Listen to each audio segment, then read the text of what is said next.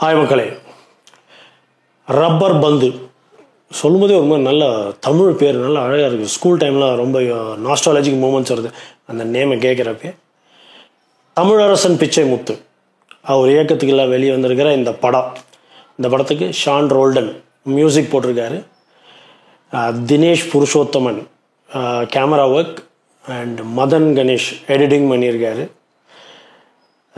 Lakshman Kumar Prince Picture நிறுவனத்தோடு சேர்ந்து இந்த படத்தை தயாரிச்சிருக்கார். படம் எப்படி இருக்கிறது வாருங்கள் அலசுவோம். இந்த படத்தில் அட்டகத்தி தினேஷ், ஹரிஷ் கல்யாண் அண்டு ஸ்வாஸ்விகா விஜய் அண்டு சஞ்சனா கிருஷ்ணமூர்த்தி மற்றும் பாலசரவணன், திவாகர், காளி வெங்கட் மற்றும் நம்ம தேவதர்ஷினி அப்படின்னு சொல்லி ஒரு பட்டாளங்க எல்லாம் நடிச்சிருக்காங்க. படம் எப்படி இருக்கிறது? இந்த ரப்பர் பந்து அப்படின்னு ஒரு வார்த்தையை கேட்கும்போதே எனக்கு ரொம்ப நாஸ்டாலஜிக் மூமெண்ட். நம்ம ஸ்கூல்லலாம் இருக்கும்போது எஸ்பெஷலி இது வந்து 80s அண்ட் 90s கிட்ஸோடு இந்த படம் வந்து ரொம்ப ரிலேட்டடாக இருக்கும். ஏன்னா இப்போ உள்ள பசங்களாம் கிரவுண்டில் இறங்கி விளையாடுறாங்களான்னு தெரில, பட் அந்த பீரியடில் கிரிக்கெட் விளையாடுறது மட்டுமே டைம் பாஸ், கிரிக்கெட் விளையாடுறது மட்டுமே லைஃப், கிரிக்கெட் தான் லைஃப் அப்படின்னு இருந்துச்சு. நாங்கள் என்ன பண்ணுவோம், ஸ்கூல் டைமில் இருக்கும்போது பால் வாங்குறதுக்கெல்லாம் காசு இருக்காது. ஸோ நான் விளையாண்ட ரப்பர் பந்து அப்படின்னா சைக்கிள் டியூப் இருக்குது பார்த்தீங்களா, அதை நியூஸ் பேப்பர் ஒரு 10-15 நியூஸ் பேப்பர் எடுத்து நல்லா கசக்கி பிடிச்சி அமுக்குன்னு அமுக்கி அதை உருண்டை ஆக்கி அது மேலே இந்த சைக்கிள் டியூப் வரும், சைக்கிள் டயருக்கு உள்ளுக்குள்ளே டியூப் இருக்கும், அதை சின்னதாக பேண்ட் மாதிரி கட் பண்ணி அப்படியே போட்டுக்கிட்டே வருவோம். போட்டால் நல்ல ஒரு ஹெவி பால் கிடைக்கும். அந்த மாதிரி பாலாக எங்கேயும் பார்த்ததில்ல. எனக்கு தெரிஞ்சு நாங்கள் விளையாண்டது தான் எனக்கு ஞாபகம் இருக்குது எனக்கு. ஸோ நான் விளையாண்ட ரப்பர் பேண்டுங்கிற பாலுங்கிறது அது ஒன்று தான். ஸ்கூல் டைமில் விளையாடும் போதெல்லாம் பேட்டை விட நான் அதிகமாக யூஸ் பண்ணது செப்பலுக்குள்ளே கை விட்டுப்போம். இல்லைன்னா ஷூ இருக்குல்ல, ஒத்த கால் ஷூவை கழட்டி அதுக்குள்ளே கை விட்டுப்போம். இல்லைன்னா note book, long size note book வரும் அது, இல்லைன்னா எக்ஸாம் பேடு, அதுமாதிரி செவுத்தில் ஸ்டெம்ப்பு கறி வச்சு வரைஞ்சிருவோம். இதுதான் எனக்கு தெரிஞ்சு நான் விளையாண்ட கிரிக்கெட். எனக்கு தெரிஞ்சு நான் பேட்டெல்லாம் வச்சு விளையாண்டதுங்கிறது காலேஜுக்கு வரும்போது தான் எனக்கு ஞாபகம் இருக்குது. ஸோ என்னோட ஞாபகம் ரொம்ப நாஸ்டாலஜிக் மூமெண்ட் கிரிக்கெட் அப்படின்னா இதுதான். Cricket it's an emotion, it's not a game. Especially நம்ம இந்தியாவை பொறுத்த வரைக்கும் அது ஒரு விளையாட்டே இல்லைங்க, அது ஒரு உணர்வு, அது ஒரு உணர்ச்சி. இப்படி ஒரு ஆழமான சப்ஜெக்டை எடுத்து, இப்படி ஒரு நல்ல இன்ட்ரெஸ்டிங்கான சப்ஜெக்டை எடுத்து, இப்படி ஒரு எமோஷனான சப்ஜெக்டை எடுத்து தமிழரசன் பச்சைமுத்து விளையாண்டிருக்கார். நாடி நரம்பு ரத்தம் எல்லாத்துலேயும் கிரிக்கெட்டோட, எஸ்பெஷலி அந்த கல்லி கிரிக்கெட் சொல்லுவாங்க, இந்த ஊர் சைடு விளையாடுறது, அந்த கிரிக்கெட்டு நாடி நரம்பு ரத்தத்தெல்லாம் முறுக்கேறிய ஒருத்தனால மட்டும்தான் இப்படி ஒரு படம் பண்ண முடியும். அந்த அளவுக்கு படம் சூப்பர்.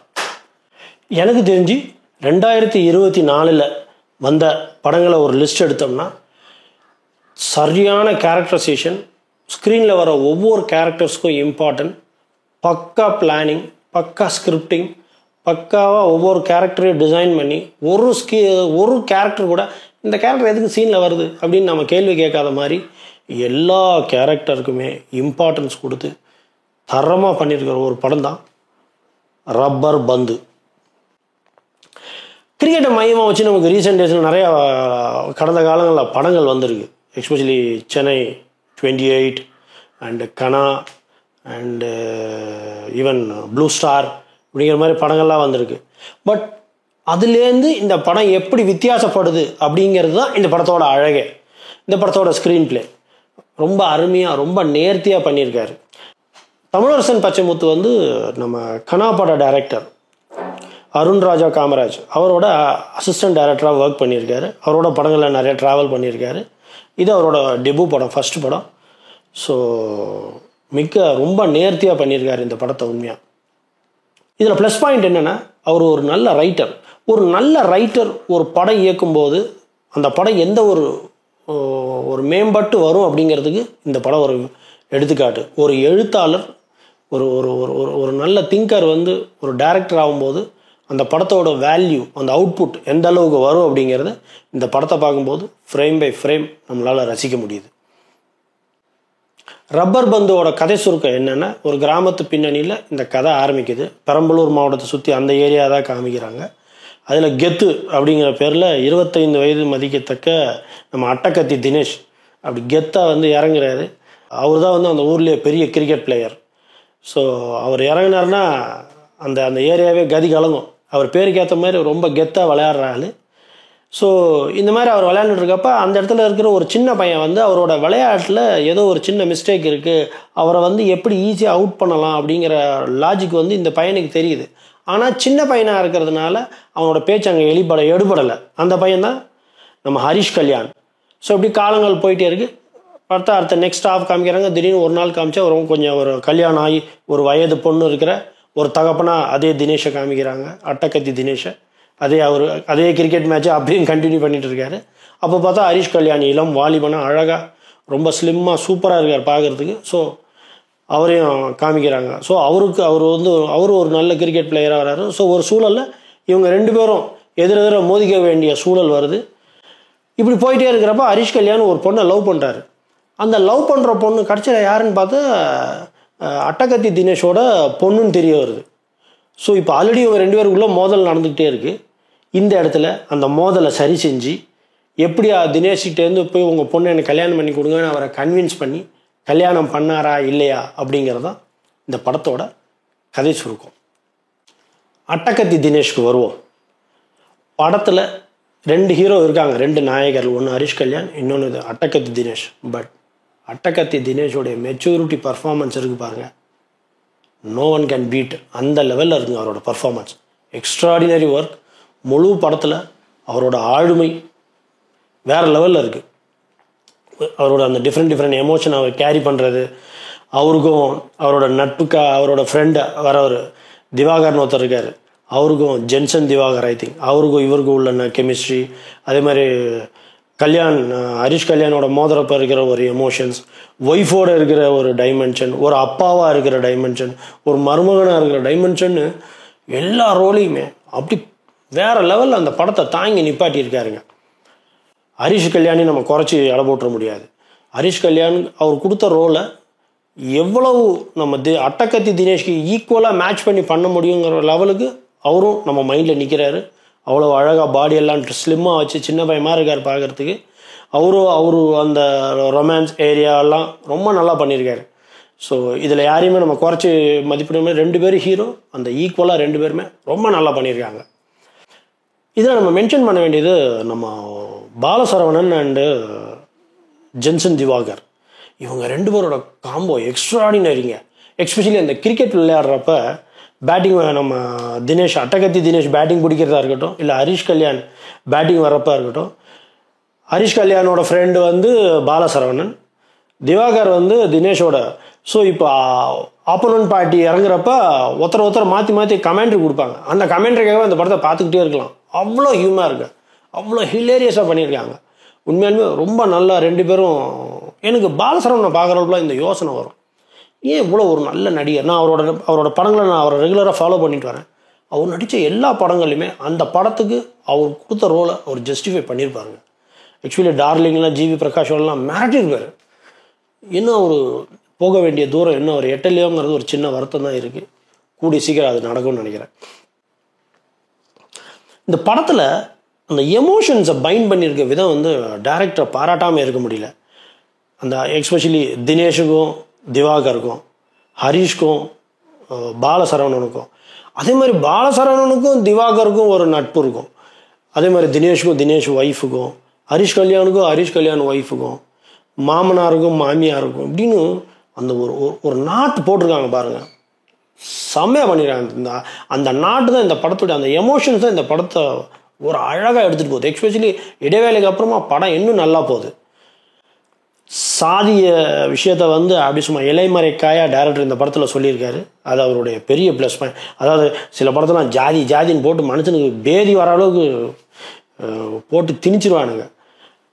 நமக்கு அதை போர் அடிக்காமல் அதை அழகாக சட்டிலாக இலைமறைக்காயாக சொல்லியிருக்கிறது. டைரக்டர் ஒரு எழுத்தாளராக ஒரு நல்ல டைரக்டராக பளிச்சுன்னு அங்கங்கே ஷைன் ஆகிட்டே இருக்காரு. Salute to director. Kaali Venkat வந்து ஒரு இன்ட்ரெஸ்டிங் ரோல் பண்ணியிருக்காரு. காளி வெங்கட்டுக்கும் பாலசரவணனுக்கும் நடக்கிற இன்ட்ராக்ஷன்ஸ்லாம் நிறையா இருக்குது. அதெல்லாம் ரொம்ப பொலிட்டிக்கல் சட்டையரோட ரொம்ப இன்ட்ரெஸ்டாகவும் இருக்கும், ரொம்ப நல்லாவும் இருக்கும், ரொம்ப ரசிக்கிற மாதிரி இருக்கும். அதெல்லாம் பார்த்தீங்கன்னா காளி வெங்கட்டும் அவரோட பொண்ணும் கிரிக்கெட் இறங்கி விளையாடுவாங்க. எனக்கு தெரிஞ்சு தமிழ் இண்டஸ்ட்ரியில் இந்த மாதிரி நடந்திருக்கான்னு தெரில. ஐ திங்க் இதுதான் ஃபஸ்ட் டைம் நினைக்கிறேன். காளி வெங்கட்டும் அவர் பொண்ணு இறங்கி பேட்டிங் பண்ணுவாங்க. அந்த சீன்லாம் வேறு லெவல். உலக வரலாற்றில் தமிழ் திரையுலக வரலாற்றில் அப்படின்லாம் சொல்லலாம். அந்த சீனை பார்க்கணும். ரொம்ப நல்லா பண்ணியிருக்காங்க. இப்படி நிறைய இன்ட்ரெஸ்டிங் சீன் சொல்லிக்கிட்டே போகலாம் படம் முழுக்க. ஸோ டைரக்டர் வந்து அவரோட படங்கிறதுனால அவருடைய ஹார்ட் அண்ட் சோல் இதில் போட்டிருக்காரு. அதை நம்ம படம் பார்க்குறப்ப 2.5 hours படங்க. ஆனால் ஒரு இடத்துல கூட நமக்கு அந்த போரிங் ஃபீலே வராது. அந்த அந்த அந்த அந்த அந்த 2.5 hours அவ்வளோ இன்ட்ரெஸ்ட்டாக எடுத்துகிட்டு போயிருக்கிறது தான் இந்த படத்தினுடைய மிகப்பெரிய ப்ளஸ் பாயிண்ட். Camera work. பெரம்பலூருங்கிறது வந்து கொஞ்சம் வறட்சியான ஏரியா தான். அந்த ஏரியாவை சுற்றி நடக்கிற மாதிரி தான் காமிக்கிறாங்க. பட் கேமராமேன் நம்ம கண்ணுக்கு குளிர்ச்சியாக அந்த ஒரு சின்ன சின்ன லேன் காமிக்கிறதா இருக்கட்டும், அந்த வீடு எல்லாமே ரொம்ப நேச்சுரலாக பண்ணியிருக்காரு. ஆக்சுவலி ஒரு மகாராஜான்ற ரீசெண்டாக வந்த ஹிட் மூவி விஜய் சேதுபதியோட மூவியோட கேமராமேன் அவர் ரொம்ப நல்லா பண்ணியிருக்காரு. அவருக்கு மிகப்பெரிய ஃப்யூச்சர் தமிழ் இண்டஸ்ட்ரியில் இருக்குது.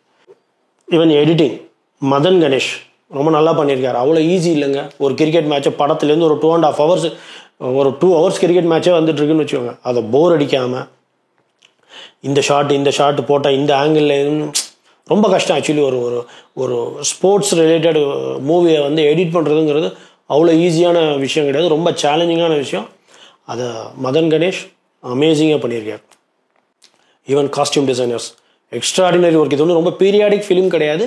பட் அந்த ஒரு நமக்கு அந்த ஒரு வில்லேஜ் ஃபீல். உண்மையாலுமே ஒரு ஒரு கல்லி கிரிக்கெட் விளையாடுறவங்க எப்படி இருப்பாங்க, எஸ்பெஷலி தினேஷ்க்கு அந்த கொடுக்குற டிஷர்ட்டாக இருக்கட்டும், அந்த வயசான லுக்கு, அந்த யங்கு தினேஷுக்கும் அட்டகத்தி தினேஷ்க்கும் அந்த கல்யாணம் ஆனவனே விளையாடுற தினேஷுக்கும் அந்த லுங்கிலாம் கட்டின்னு வந்து விளையாடுவார். அதெல்லாம் வேறு லெவல். அந்த காஸ்டியூம் ஹரிஷ் கல்யாணோட காஸ்டியூம்ஸ். ஸோ எல்லாமே ரொம்ப நல்லா பண்ணியிருக்காங்க. இதை ஸ்பெஷல் மென்ஷன் பண்ணேன். எஸ்பெஷலி காஸ்டியூம்ஸ் இது ரொம்ப நல்லா ஒர்க் பண்ணியிருக்காரு costume designer. So art director.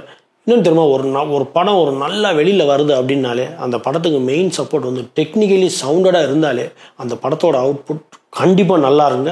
அதுக்கு ரப்பர் பந்து மிகப்பெரிய உதாரணம்.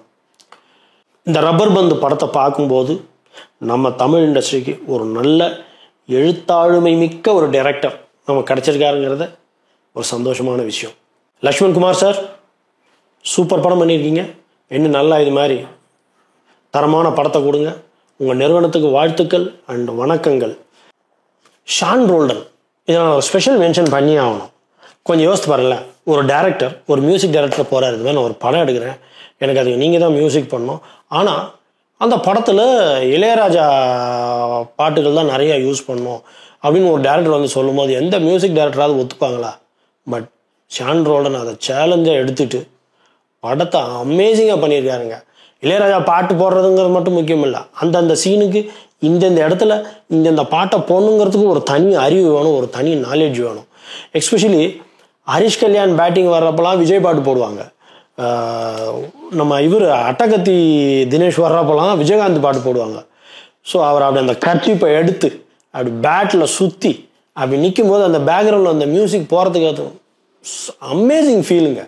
ஸோ இதை வந்து இந்த ஃபீல் வந்து ஷான் ரோல்டன்ற மாதிரி ஒரு இளையராஜாவோட வெரியன் மியூசிக் டைரக்டராக இருந்ததுனால தான் இந்த படம் வந்து அவ்வளோ நல்லா வந்திருக்கு. So Sean Roldan, salute to you. இந்த படத்தை இவ்வளோ நல்லா வந்திருக்கிறதுக்கு நீங்களும் ஒரு மிகப்பெரிய காரணம். ஸோ அமேசிங் பேக்ரவுண்ட் ஸ்கோர், எக்ஸ்ட்ராடினரியாக ஒர்க் பண்ணியிருக்காரு. ஜென்ரலாக இந்த கிரிக்கெட் பேஸ்ட் அப்படின்னாலே அந்த கிளைமேக்ஸ் வந்து அதுக்குன்னு ஒரு டெம்ப்ளேட்ஸ் இருக்குது. இப்படி தான் படம் முடியும் அப்படிங்கிற மாதிரி ஒரு சில விஷயங்கள் நம்ம முன்னோர்கள் பண்ணி வச்சுட்டு போயிருக்காங்க. அதெல்லாம் பிரேக் பண்ணுற மாதிரி நம்ம எதிர்பார்க்காதது நம்ம எதிர்பார்க்குற எந்த விஷயமே நடக்காத மாதிரி அந்த படத்தோட ஸ்க்ரீன் பிளே பண்ணியிருக்கிறது தான். எஸ்பெஷலி கிளைமேக்ஸுங்க நம்ம எதிர்பார்க்கவே மாட்டோம். நம்ம படம் பார்த்துட்டு வெளியில் வர்றப்ப ஒரு என்டர்டெய்னிங் ஒரு நல்ல படத்தை பார்த்தோம் அப்படிங்கிற ஒரு சாட்டிஸ்ஃபேக்ஷன் இந்த படத்தில் நமக்கு கண்டிப்பாக கிடைக்கும். மக்களே, அருமையான படம். எனக்கு தெரிஞ்சு இந்த 2024 வந்ததில் ரொம்ப இன்ட்ரெஸ்டிங்கான பெஸ்ட் ஃபிலிம்னு நான் இந்த படத்தை சொல்லுவேன். போய் ஃபேமிலியோடு என்ஜாய் பண்ணலாங்க. ஒரு முகம் சொல்லிக்கிற வசனமோ இல்லை ஒரு முகம் சொல்லிக்கிற காட்சிகளோ ஒன்றுமே வைக்காதது இந்த படத்தினுடைய மிக மிக மிக பெரிய பலம். ஸோ எல்லோரும் போய் ஃபேமிலியோடு என்ஜாய் பண்ணலாம். Please don't miss, go and watch. Highly recommend this movie. Amazing movie. Thumbs up. Vanakkam.